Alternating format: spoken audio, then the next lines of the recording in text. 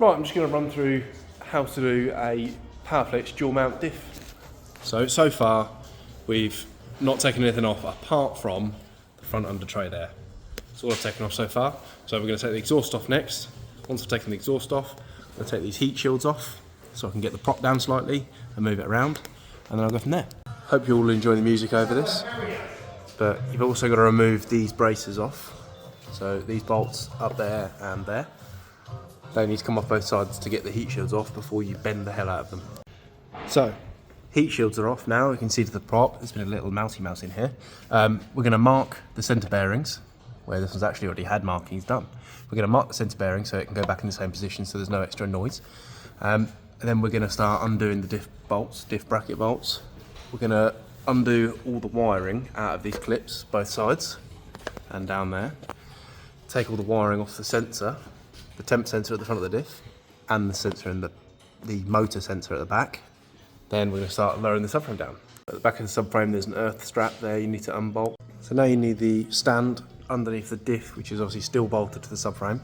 I've already cracked all of these subframe bolts off with a bar because they're really common to snap, especially this one here. Really common to snap in the subframe because I'll show you in a second once I get them out. So now I'm going to pull them out and lower the subframe down on a second set of bolts that I have which hold it in place. So as you can see, the bolt heads get rusty, or bolt threads get rusty, and when you go to gun them out they snap off. So the subframe's now lowered. I put secondary bolts in to hold it in place. Now that it's lowered, I can get onto the diff bolts and lower the diff down using the stand.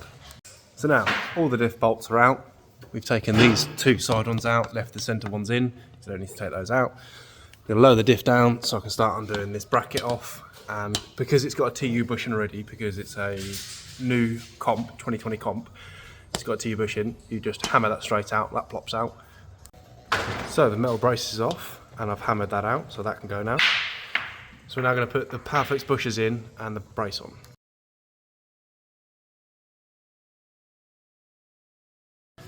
So the bracket in and the bushers in. We've also got Cav on the tools today. Oh my gosh. Right, now the bolts are in, you just got to put everything back together.